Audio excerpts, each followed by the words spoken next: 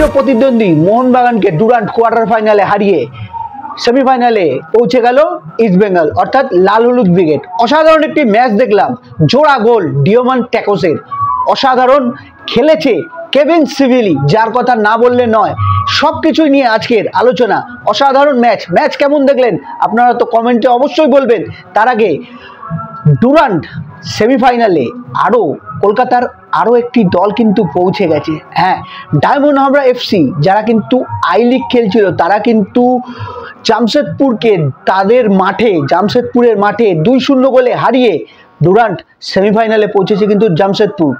তাই আজকের আমাদের আলোচনা ডুরান্ট সেমিফাইনালে কলকাতার এই যে দুই টিম পৌঁছালো তাদের নিয়ে। প্রথমত চলে আসবো লাল হলুদ ব্রিগেড, চির প্রতিদ্বন্দ্বী মোহনবাগান অর্থাৎ ইলিশ চিংড়ির লড়াইয়ে শেষ হাসলো কিন্তু ইলিশ অর্থাৎ জোড়া ইলিশ যে বলা হয় না, লাল হলুদ ইলিশ বাহিনী। আর ম্যাচ সামারি নিয়ে কী বলবো, আজকের ম্যাচ যারা দেখেছেন, ডিওমান টাকোস যখন নামলো 15 মিনিটের মাথায়, যখন চোট পেয়ে হামিদ হ্যামস্ট্রিংয়ের চোটের জন্য মাঠের বাইরে চলে যায়, তারপরে কিন্তু মাঠে আগমন হয় ডিওমান ট্যাকোসের। ডিওমান ট্যাকোস নেমেই তার যে জোড়া গোলে ইস্টবেঙ্গলকে সেমিফাইনালে পৌঁছে দিল।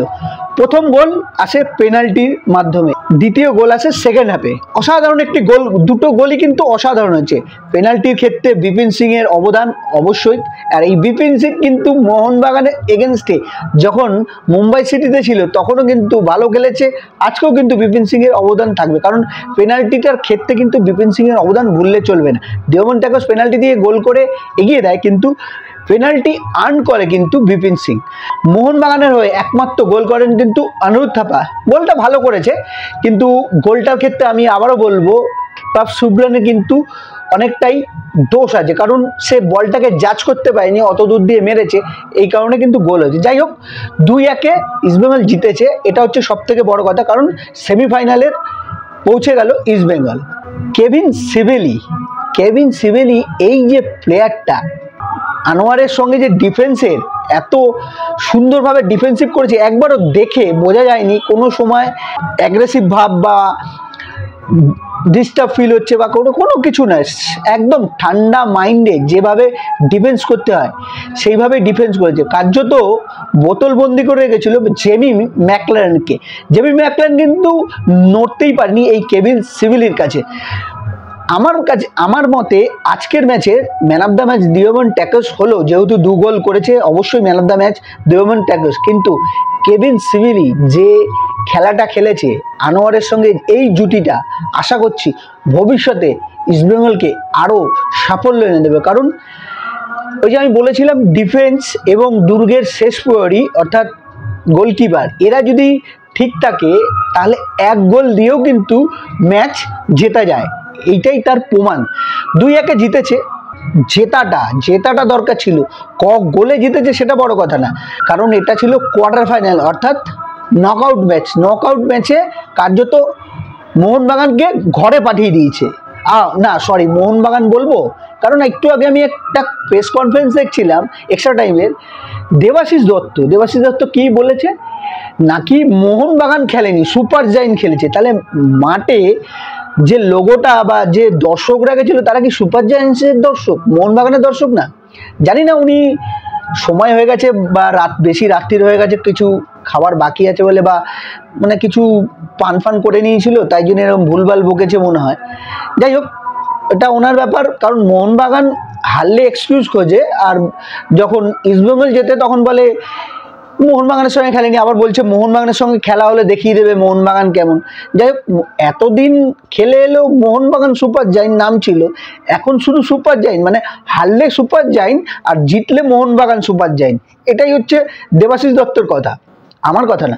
আর দেবাশিস দত্তর আরও একটা ইন্টারভিউ দেখছিলাম, সেখানে বলছিল যে কোনো একটা টিম তারা কলকাতা লিগটাকে বেশি প্রাধান্য দেয়, আমাদের কাছে কলকাতা লিগটা, আমরা জুনিয়র প্লেয়ারদের দিয়ে খেলাই, কলকাতা লিগটা আমাদের কাছে প্রাধান্য দিই না, বা তারা তো খালি এই কোনো ট্রফি পাবে না, এই কলকাতা লিগটাকেই তারা পাখির চোখ করে দেখে, বা কলকাতা লিগটাই তাদের কাছে বড়। তাই আপনাদেরকে বলছি, মোহনবাগান সমর্থকরা মনে ওই দিনটা ভুলে গেছিলেন যখন মাঠ ছেড়ে পালিয়ে গেছিলেন। দেবাশিস দত্ত মনে আছে কি আপনার, মাঠ ছেড়ে যখন পালিয়েছিলেন না, হয়তো ভুলে যাবেন, কারণ মোহনবাগান পালিয়েছিল, তখন তো আবার সুপার জায়েন্ট পালায়নি না।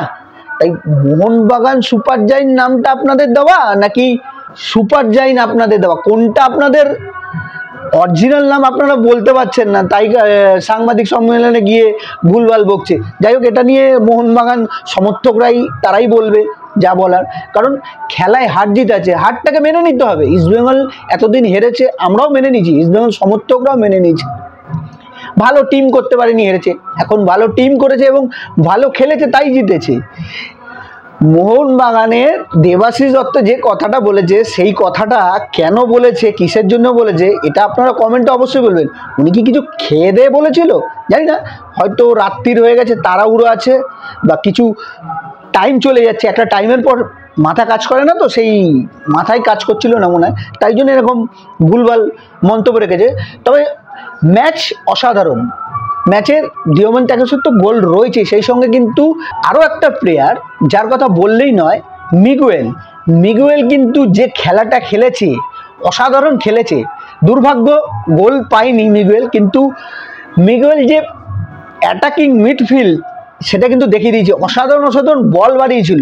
যাই হোক, গোল করতে পারেনি, কিন্তু মিগুয়েলের খেলা কিন্তু নজর কেড়েছে। সঙ্গে সাউল ক্রেসপো আজকে কিন্তু তার ক্যাপ্টেন আর্মব্যান্ড ছিল হাতে, তাই আজকের ম্যাচটা কিন্তু সাউল ক্রেসপোর কাছে, আমি ওই আগের ভিডিওতে বলেছিলাম, খুব গুরুত্বপূর্ণ, কারণ ইস্টবেঙ্গল সমর্থকদের কাছে কিন্তু আজকে সাউল ক্রেসপো হিরো হয়ে যাওয়ার কথা, আর সেটাই হয়েছে, ক্যাপ্টেন আর্মব্যান্ড। আর ফুটবল এমন একটা গেম, শুধু ক্যাপ্টেন নয়, পুরো টিমকে, মানে 11 জন যে প্লেয়ার মাঠে খেলে তাদেরকে খেলতে হয়, আর আজকে কিন্তু সেই জায়গাটায় লিড করেছে আমাদের সাউল ক্রেসপোর খেলা অসাধারণ লেগেছে। পরের দিকে পিভি বিষ্ণু নেমেছে, ডেভিড নেমেছে, অসাধারণ খেলেছে কিন্তু ফুল টিম, তাই জন্য কিন্তু এই জয়টা। আর সামনে সেমিফাইনাল, আশা করছি সেমিফাইনালে কলকাতার আরও একটি টিম যারা সেমিফাইনালে উঠেছে, যারা প্রথম আই লিগ থেকে ডুরান্ড কাপ প্রথম খেলতে নেমেছিল, তারা কিন্তু জামশেদপুরকে হারিয়ে সেমিফাইনালে পৌঁছেছে, অর্থাৎ কিউবিকুনার দল ডায়মন্ড হাওড়া এফসি। তাই সামনে সেমিফাইনাল কি ডায়মন্ড হাওড়া এফসির সঙ্গে পড়তে চলেছে ইস্টবেঙ্গলের, সেটাই এখন বড় কথা। যাই হোক, যেই পড়ুক, সে ডায়মন্ড হাওড়া এফসি পড়ুক, যেই পড়ুক, সেমিফাইনাল গেম সেমিফাইনালের মতো খেলবে। আশা করছি ডুরান্ড চ্যাম্পিয়ন হবে ইস্টবেঙ্গল, এবং লাল হলুদ ব্রিগেডের হাতে ট্রফি উঠবে। তো বন্ধুরা, আজকের ম্যাচ কেমন দেখলেন, বিশেষ করে কেভিন সিভিলির খেলাটা আপনাদের কেমন লাগলো, মিগুয়েল ফেরেরা কেমন খেললো, ডিওমন ট্যাকেসের জোড়া ইলিশ জোড়া গোলে কিন্তু আজকের এই সাফল্য। ডিওমন ট্যাকেস কিন্তু অনেকদিন ধরে ফর্মে ছিল না, আজকের ডিওমন ট্যাকেসের এই দুটো গোল ডিওমন ট্যাকেসকে কিন্তু তার পরের গেমগুলোতে আরও আত্মবিশ্বাস জোগাতে সাহায্য করবে। তো বন্ধুরা, কেমন লাগলো এই ভিডিওটা, আশা করছি ভালো লেগেছে। ভালো লাগলে আমাদের সঙ্গে থাকবেন, লাইক শেয়ার অবশ্যই করবেন, আর কমেন্ট বক্সে আপনার গুরুত্বপূর্ণ মতামত, এই কেভিন সিভিলির খেলা আপনাদের কেমন লাগলো ডিফেন্স হিসাবে। আনোয়ারের সঙ্গে অসাধারণ একটি জুটি দেখতে পেলাম, অনেকদিন পর ভালো একটা ডিফেন্ডারকে দেখলাম, যেখানে নিখুঁত ট্যাকেল, অসাধারণ গেম সেন্স খুব অসাধারণ, যেখানে ট্যাকেলের দরকার সেখানে ট্যাকেল, এবং যেখানে কভারিংয়ের দরকার কভারিং। অসাধারণ লাগলো কেভিন সিভিলির খেলা, পার্সোনালি আমার তো খুব ভালো লেগেছে। আপনাদের কেমন লেগেছে অবশ্যই কমেন্টে বলবেন। আর মোহনবাগান এখন ওই দেবাশিস দত্তর মতো কিছু ফ্যানরা যারা খেলা ভালোবাসে, তারা বলবে না, যোগ্য টিম হিসেবে যে জিতেছে। আর দেবাশিস দত্তর হয়তো সময় হয়ে গেছিল, কিছু তাড়াহুড়ো ছিল, তাই জন্য বলেছে মোহনবাগানকে হারায়নি, সুপার জায়েন্টকে হারিয়েছে। সেটা আপনারা কমেন্টে অবশ্যই বলবেন।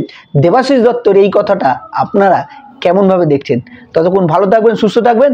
সেমিফাইনালের জন্য আগাম শুভেচ্ছা রইল ইস্টবেঙ্গল সমস্ত ফ্যানদের। জয় ইস্টবেঙ্গল।